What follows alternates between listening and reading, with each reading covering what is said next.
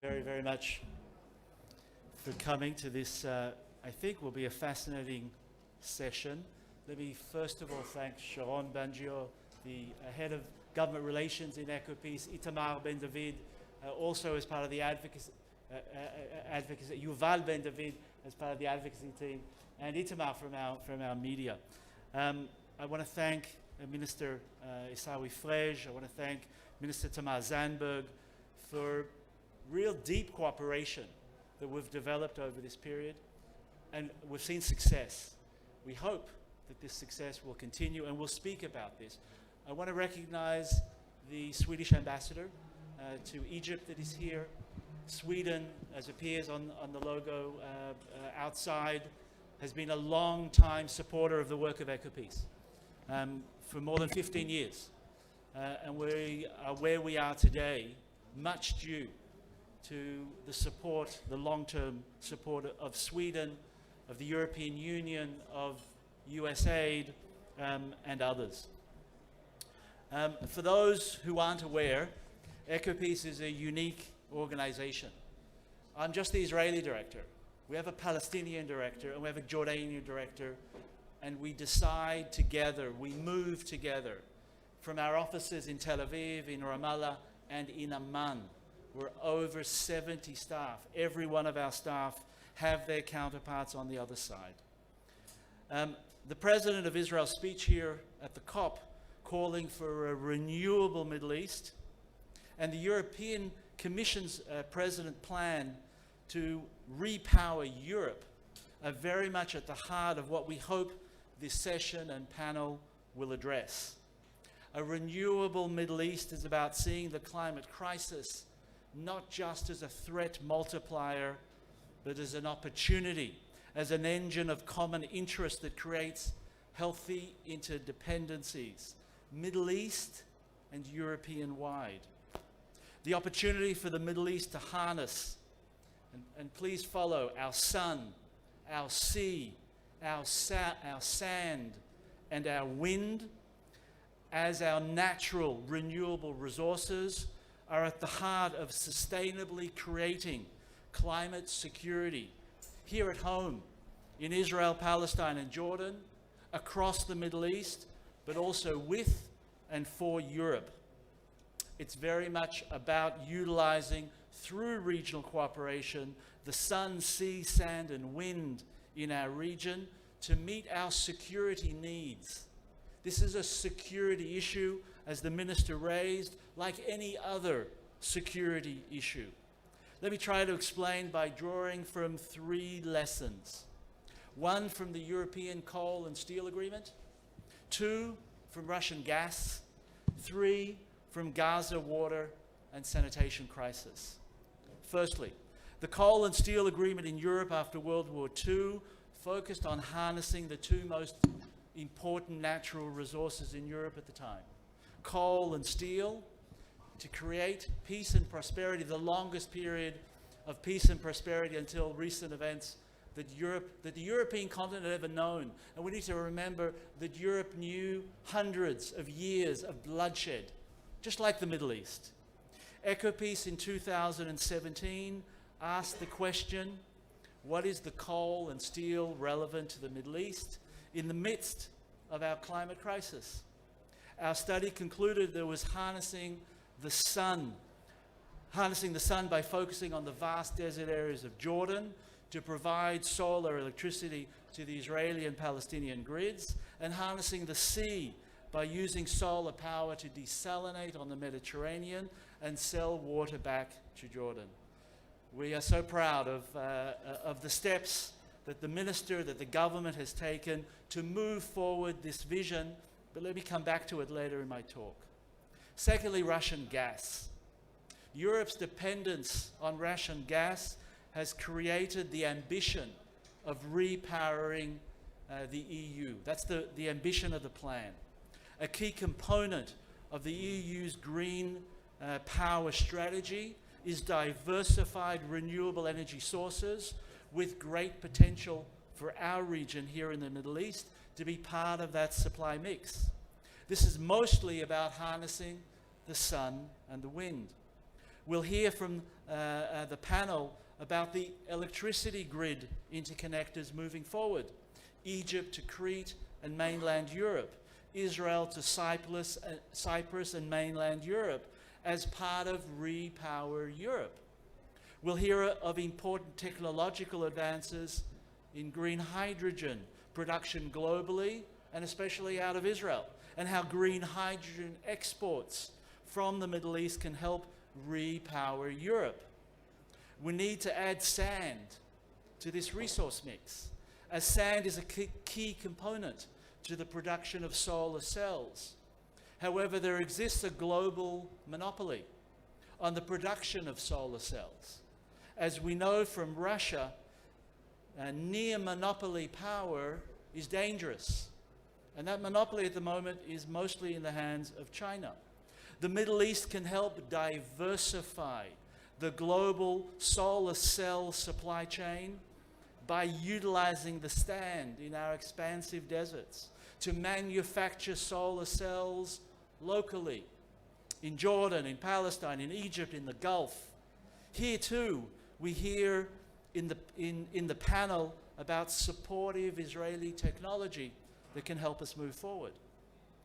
If Europe and the US support diversified solar cell manufacturing, as the US is currently doing in India at this very moment, will create not only more jobs in the Middle East, but equally important, will avoid monopoly dependencies that we must learn from the experience of Russia. It's critical for the Middle East, and it's critical to repower Europe. Finally, the wind. Here in Sharm el-Sheikh, the Gulf of Aqaba meets the wider Red Sea. Initial research from a consortium called the Sun Triangle, and Noam is here leading that effort, shows that that this is the best location in the whole Mediterranean basin to produce both wind and solar. There's no other location around the whole Mediterranean where we can produce more reliable energy from those two sources. So we must utilize what nature, what God, Allah, Elohim has given us in order to scale the needed power for our own region, and again, to repower Europe. So what's the roadmap forward? EcoPeace launched the call for a Green-Blue Deal for the Middle East, drawing again from the European Green Deal, highlighting the need for a regional approach to climate security. The climate crisis doesn't hit each of our countries independently. It hits our region. That's what the European experience is. That's what the Minister of Regional Cooperation, the Minister of Environment have tried to lead with the efforts of Cyprus, I think, here, and others. We're here in the Israeli pavilion, and as the Israeli co-director, what do I call on my government? And it's going to be a new government. One is to implement the renewable Middle East strategy of President Herzog in a parallel fashion, at home with Palestinians and Jordanians, Middle East-wide, and with Europe simultaneously. We can't ignore any one of those components. Credibility requires, firstly, that the Israel-Jordan Water Energy Exchange continue to move forward at a pace that meets the critical water needs of Jordan. How many of us in this room realize that Amman, the capital of Jordan, is currently only getting water from the municipal system 8 hours a week? That is unacceptable, and is deteriorating further because of the climate crisis. And this deal is equally important to Israel for Israel's ability to meet the Paris climate commitments. 2, at EcoPeace, we've sought Palestinian involvement in the water energy nexus from the outset. We're calling to produce significant solar energy in areas C of the West Bank by investing, and we have the European Investment Bank here, by investing in the Palestinian private sector to produce renewables for both Palestinians in the West Bank, but also by wheeling the solar electricity through the Israeli grid to provide electricity needed to urgently run the needed desalination plants in Gaza. And here too, European leadership, together with others, perhaps the Islamic Development Bank, in the building of the first large modern desalination plant in Gaza. But without the electricity, it's a white elephant. In Gaza, there are 2 million people that have run out of drinking water. People are having to fill jerry cans for drinking water and cooking purposes. They cannot, or they should not, drink or utilize the water that's in their tap. 2.2 million Palestinians. However, equally, West Bank renewables need to power sewage treatment plants in Gaza, whose operation prevents sewage flowing from Gaza into the Mediterranean Sea. It's untreated sewage that actually EcoPeace disclosed back in 2016 that was responsible for the intermittent closing down of the Ashkelon desalination plant 7 kilometers from Gaza, which directly threatens Israeli water security. 15% of Israel's water, drinking water, potable domestic water, is coming from Ashkelon. Another 15% is coming from the Ashdod. That's 30% together. The science is telling us that both these desalination plants are at risk if sewage in Gaza is not treated. Our third call and final call is to draw lessons from the Gaza and water sanitation crisis. It was former Prime Minister Netanyahu back in 2018 that changed Israeli government policies and allowed cement to enter Gaza in order to build the first modern sewage treatment plant.